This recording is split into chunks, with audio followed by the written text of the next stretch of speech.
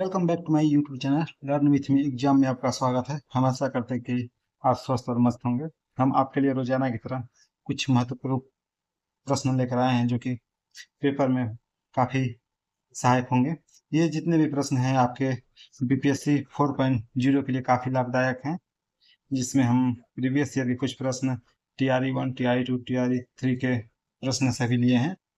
चलिए आज का सेशन हम लोग यहीं से शुरू करते हैं। और अभी तक आपने अपने चैनल को सब्सक्राइब लाइक कमेंट नहीं किया है तो सब्सक्राइब करना ना भूलें, अपने दोस्तों को शेयर ना करना भूलें। चलिए आज का सेशन हम लोग प्रश्न नंबर 1 से शुरू करते हैं। तारों की चमक का प्रकाशीय प्रक्रिया निम्नलिखित में से किसके कारण होती है? वायुमंडलीय परावर्तन, वायुमंडलीय अपवर्तन, संपूर्ण अपवर्तन, उपयुक्त में से एक से अधिक। वायुमंडलीय परिवर्तन, वायुमंडलीय अपवर्तन, संपूर्ण अपवर्तन, उपयुक्त में से एक से अधिक। तारों की चमक का प्रकाशीय प्रक्रिया निम्नलिखित में से किसके कारण होती है? कौन सा इसका ऑप्शन सही होगा?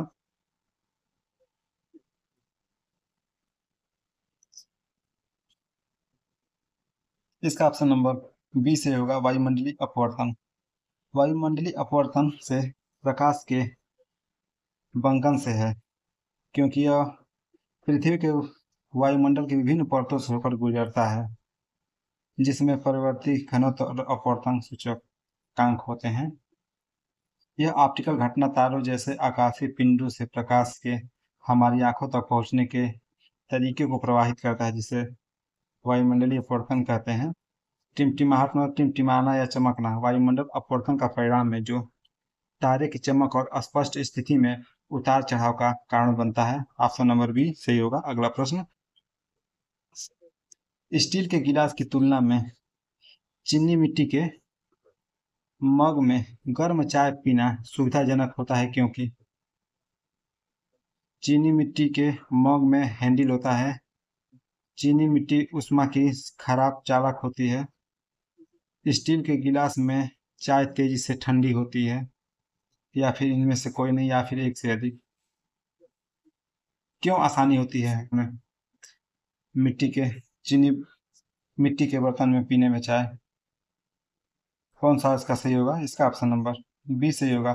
चीनी मिट्टी ऊष्मा की खराब चालक होती है, क्योंकि ऊष्मा चालन एक पिंड से सॉरी एक पिंड के एक भाग से दूसरे भाग में, या एक पिंड से दूसरे पिंड में सीधा उसको ऊष्मा संपर्क में ऊष्मा अंतरण है। स्टील जैसी धातुओं की तुलना में पोर्सिलेन के बर्तन जैसे सामग्री ऊष्मा का खराब संवाहक है, जिसके कारण जल्दी से वो गर्म हो जाते हैं। ऑप्शन नंबर बी सही होगा। अगला प्रश्न, निम्नलिखित में से कौन सा अम्फोटेरिक अणु में शामिल है? अम्फोटेरिक अम्ल में शामिल है। क्या नाम है? अम्फोटेरिक अणु में शामिल है। एस्टिक अम्ल, मौलिक अम्ल, मैलिक अम्ल, जल, उपयुक्त में से एक से अधिक, या इनमें से कोई नहीं। कौन सा इसका सही होगा?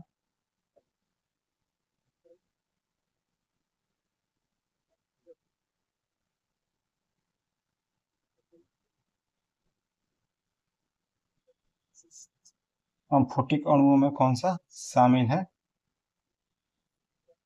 कौन सा इसका उत्तर सही होगा? इसका ऑप्शन नंबर सी सही होगा, जल। एम्फोटिक मतलब क्या होता है? उभयधर्मी।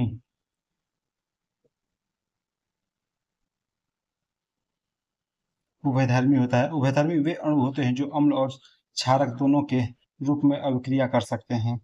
ये पदार्थ जिस वातावरण में है उसके आधार पर एक प्रोटॉन मतलब कि अम्लीय व्यवहार दान कर सकते हैं, और एक प्रोटॉन मूल व्यवहार स्वीकार कर सकते हैं। पानी एक प्रोटॉन को स्वीकार करके क्षारक के रूप में भी कार्य कर सकता है, जैसे कि हाइड्रोजन क्लोराइड के साथ अभिक्रिया करके, जहां यह अपने मूल व्यवहार को प्रदर्शित करते हैं। हाइड्रोनियम आयन बनाने के लिए हाइड्रोजन आयन को स्वीकार करता है, जिसके लिए ऑप्शन नंबर सी से होगा, जल। अब अगला प्रश्न, ध्वनि ध्वनि को मापने की इकाई को क्या कहते हैं? ध्वनि को मापने की इकाई को क्या कहते हैं? वोल्ट, वाट, एम्पीयर, उपयुक्त में से एक से अधिक या इनमें से कोई नहीं। ध्वनि को मापने की इकाई को क्या कहते हैं? वोल्ट, वाट, एम्पीयर, उपयुक्त में से एक से अधिक, इनमें से कोई नहीं। इसका ऑप्शन नंबर ई से होगा, इनमें से कोई नहीं। तो इसका ऑप्शन क्या सही होगा? इसका डेसिबल, जिसे हम डीबी से डिनोटेड करते हैं, डीबी मतलब कि डेसिबल। इसका ऑप्शन नंबर डेसिबल सही होगा। ध्वनि को मापने की इकाई को हम लोग डेसिबल कहते हैं, जिसे डीबी से डिनोटेड करते हैं। ध्वनि के मापन की इकाई को डेसिबल कहा जाता है। यह एक लघुगणकीय इकाई है जिसका उपयोग ध्वनि की तीव्रता या प्रबलता को मापने के लिए प्रयोग किया जाता है, डेसिबल का। ऑप्शन नंबर इनमें से कोई ना, इसका उत्तर डेसिबल सही होगा। अगला प्रश्न, पर्यावरण के लिए खतरा है। पर्यावरण के लिए क्या खतरा है? पौधे की वृद्धि,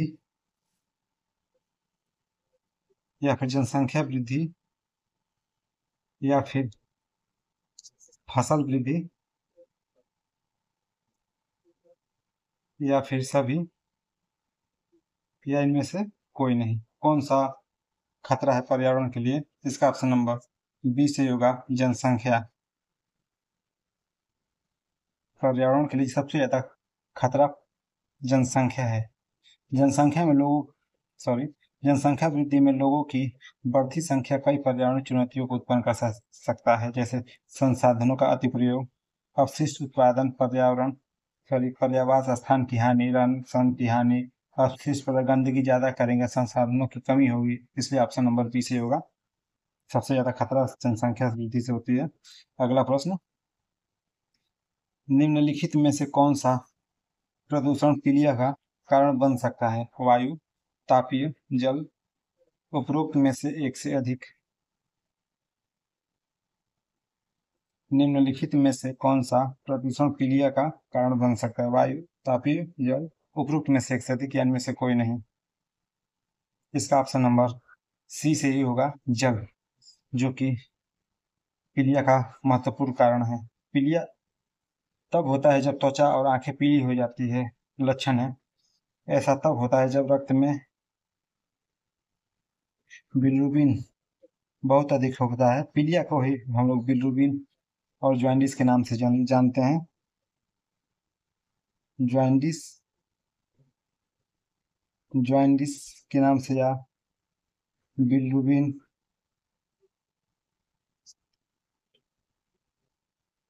बिलिरुबिन जॉन्डिस पीलिया के नाम से जानते हैं। यह एक पीला रंग का होता है द्रव्य। गंदा पानी पीने या गंदे पानी का उपयोग करने से यकृत को संक्रमित करने वाले विषाणु फैल सकते हैं, जैसे कि हेपेटाइटिस है। हेपेटाइटिस को क्या कहते हैं? H B S A G HbScG hepatitis है। ए या बी या सी, ये संक्रमण पीलिया का कारण बन सकते हैं। Option number C. अगला प्रश्न, बीओडी जैविक ऑक्सीजन मांग, मतलब बायोकेमिकल ऑक्सीजन डिमांड की उच्च मात्रा यह संकेत देती है कि, इसमें से कौन सी संकेत देती है बीओडी? पानी बहुत प्रदूषित है, पानी बहुत कम प्रदूषित है, या फिर जल में सूक्ष्म जीवों द्वारा कार्बनिक पदार्थ की खपत अधिक है, उपरोक्त में से एक से अधिक। कौन सा इसका उत्तर सही होगा? इसका ऑप्शन नंबर डी से होगा, एक से अधिक। बायो बीओडी मतलब जैविक ऑक्सीजन की मांग उच्च मात्रा इंगित करते हैं जल में पर्याप्त मात्रा में कार्बनिक पदार्थ हैं, जैसे वाहित मल, कृषि अपवाह या अन्य प्रदूषक में। जैसे हम लोग गंदगी कर देते, पानी में मौजूद हो जाता है एक कार्बनिक पदार्थ, जिससे हमें हानि होती है। बीओडी के उच्च स्तर से पता चलता है कि जल में सूक्ष्म जीवों की उपस्थिति बढ़ गई है, इसीलिए बीओडी किया जाता है, जो कार्बनिक पदार्थों का उपभोग करते हैं और ऑक्सीजन के स्तर को कम करते हैं। यह जलीय जीवन को नुकसान पहुंचा सकता है और जल के पीने के स्वास्थ्य और तंत्र का समर्थन करने में सही उपयोग यह अनुपयुक्त है, इसलिए ऑप्शन नंबर डी सही होगा। अगला प्रश्न, हेपेटाइटिस ए किस प्रकार की बीमारी है? ये पिछले प्रश्न में भी हम लोग कुछ मिनट पहले कराए हैं। हेपेटाइटिस ए किस प्रकार की बीमारी है? खाद्य प्रदूषण या जल जनित रोग या वायु से या फिर उपयुक्त में से एक सदी, यानी में से कोई नहीं। इसका कौन सा उत्तर सही होगा? इसका ऑप्शन नंबर डी सही होगा, उपयुक्त में से एक से अधिक।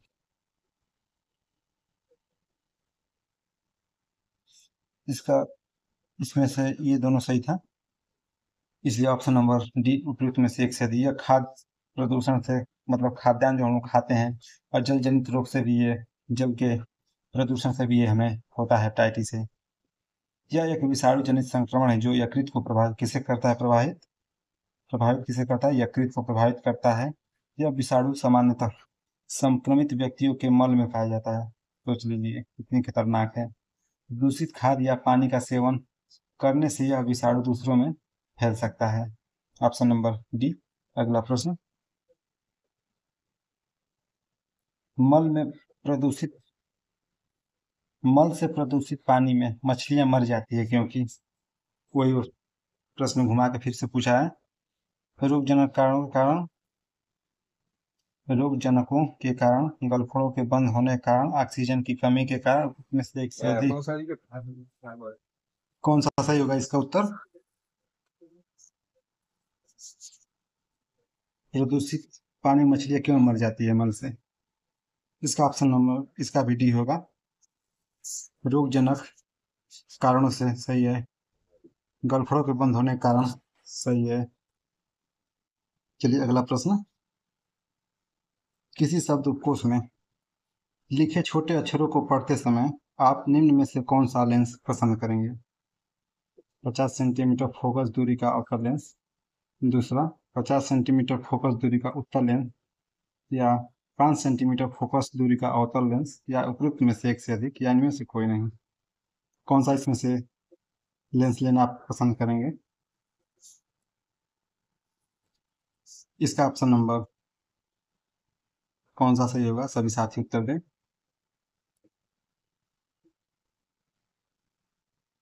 इसका ऑप्शन नंबर ई सही होगा, इनमें से कोई नहीं, क्योंकि अधिक फोकस दूरी वाले उत्तल लेंस की आवर्धन क्षमता कम होती है, अतः शब्दकोश के छोटे अक्षर को पढ़ने के लिए 5 सेंटीमीटर फोकस दूरी का उत्तल लेंस बेहतर होगा। इस फोकस दूरी के लिए कौन सा लेंस? उत्तल लेंस। ये ऑप्शन सही होगा आपका, उत्तल लेंस, ऑप्शन नंबर ई, इनमें से कोई नहीं। लेकिन इसका रियल उत्तर होगा 5 सेंटीमीटर उत्तल लेंस। ये उत्तर सही है इसका।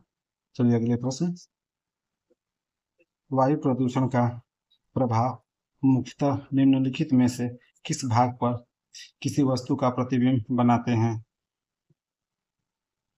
वायु प्रदूषण का प्रभाव मुख्यतः निम्नलिखित में से किस भाग पर किसी वस्तु का प्रतिबिंब बनाते हैं? परितारिका, कार्निया, दृष्टिपटल, उपरोक्त में से एक से अधिक, या इनमें से कोई नहीं।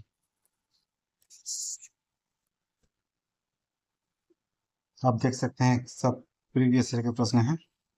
वायु प्रदूषण का प्रभाव मुख्यतः निम्नलिखित में से किस भाग पर किस वस्तु का प्रतिबिंब बनाते हैं? इसका ऑप्शन नंबर सी से हुआ, रेटिना। दृष्टिपटल उसका नाम है, रेटिना। मानव आंख में किसी वस्तु का प्रतिबिंब रेटिना पर बनता है। मानव आंख के रेटिना पर बनने वाला प्रतिबिंब वास्तविक तथा उल्टा बनता है। कैसा बनता है? वास्तविक व उल्टा बनता है। रेटिना उत्तक की एक पतली परत होती है जो आंख के पिछले हिस्से के अंदर की तरफ प्रतिच्छेदित करती है। Option number C. अगला प्रश्न, अलैंगिक जनन मुकुलन द्वारा होता है। अलैंगिक जनन मुकुलन द्वारा होता है। लिस्ट में अमीबा में, प्लाज्मोडियम में, उपयुक्त में से एक से अधिक, या इनमें से कोई नहीं। अलैंगिक जनन मुकुलन द्वारा होता है।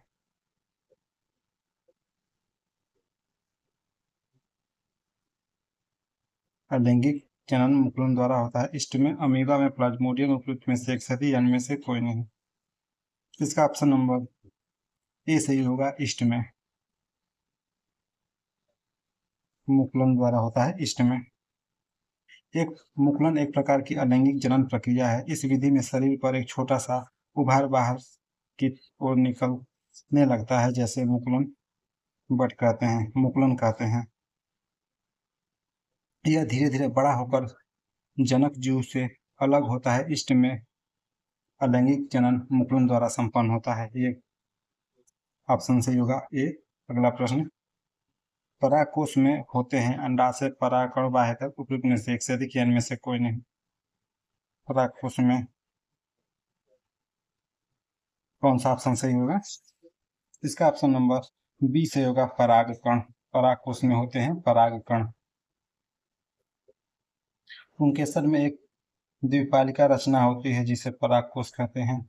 परागपुट में ही परागकण की उत्पत्ति होती है।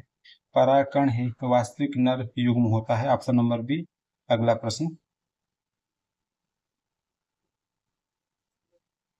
निम्नलिखित में से कौन मादा जनन तंत्र का भाग नहीं है? गर्भाशय, अंडाशय, शुक्लवाहिका, उपयुक्त में से एक से अधिक, या इनमें से कोई नहीं। मतलब कि मादा का भाग नहीं है, मतलब इसका मतलब कि पुरुष का होगा।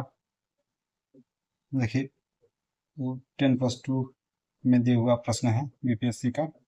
इसका ऑप्शन नंबर सी से होगा।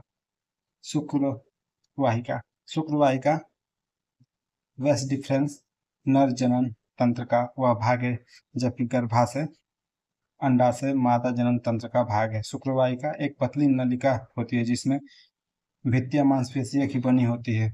अधिविषण से शुक्राणु शुक्लवाहिका में पहुंचते हैं। यह शुक्राणुओं की आगे बढ़ाने का कार्य करता है। Option number C. अगला प्रश्न, इनमें से नहीं है। शुक्लवाहिका यह है किसमें पाया जाता है? पुरुष में। अगला प्रश्न, अपच का उपचार करने के लिए निम्नलिखित में से किस औषधि का प्रयोग होता है? अपच एसिडिटी की तरह नहीं हो जाता है, वोमिटिंग होती है। प्रतिहारम, प्रतिजैविक, पीड़ाहारी, उपयुक्त में से एक से अधिक, या इनमें से कोई नहीं। अपच का उपचार करने के लिए निम्नलिखित में से किस औषधि का उपयोग होता है? इसका ऑप्शन नंबर कौन सा सही होगा? इसका ऑप्शन नंबर ए होगा, प्रति अम्ल। अपच का उपचार करने के लिए निम्नलिखित में से किस औषधि का उपयोग होता है? इसका ऑप्शन नंबर ए सही है, जिसे हम लोग प्रतिअम्ल हिंदी नाम है। इसका नाम एंटासिड। एंटासिड ऐसी दवाई है जो अपच और अवच को दूर करने के लिए हमारे आमाशय में अम्ल का प्रतिकार उदासीनीकरण करता है। जीवाणु संक्रमण को रोकने के लिए इलाज के लिए एंटीबायोटिक का उपयोग किया जाता है, जैसे एनाल्जेसिक। जो ये एनाल्जेसिक है, यह दर्द निवारक भी कहा जाता है। ऐसी दवाई जो सिर से लेकर गठिया तक के विभिन्न प्रकार के दर्दों से राहत मिलता है एनाल्जेसिक से। ऑप्शन नंबर इसका ए सही होगा। अपच का उपयोग प्रतिअम्ल से किया जाता है, एंटासिड से। अगला प्रश्न, आज का ये लास्ट प्रश्न है। हरित हाइड्रोजन प्राप्ति का कौन सा तरीका है? हाइड्रोजेनेसिस, इलेक्ट्रोलाइसिस, निर्जलीकरण, उपयुक्त में से एक से अधिक। इसका ऑप्शन कौन सा सही होगा? इसका ऑप्शन नंबर बी सही होगा, इलेक्ट्रोलाइसिस। हरित हाइड्रोजन इलेक्ट्रोलिसिस इलेक्ट्रोलिसिस की प्रक्रिया के द्वारा उत्पादित किया जाता है। इस प्रकार में सौर सॉरी पवन या जल विद्युत जैसे नवीकरण स्रोत से उत्पन्न की जाता है। उत्पन्न बिजली का उपयोग करके पानी को हाइड्रोजन और ऑक्सीजन में विभाजित करके उपयोग में लाया जाता है, जिसे हाइड्रोजन हरित हाइड्रोजन प्राप्ति करते हैं इलेक्ट्रोलाइसिस से। ऑप्शन नंबर बी से होगा। आई होप आपको वीडियो पसंद आया होगा। चलिए, आप हमारे चैनल पर बने रहिए। तब तक के लिए धन्यवाद। अगले चैनल में कल हम मिलेंगे अगले वीडियो में। धन्यवाद।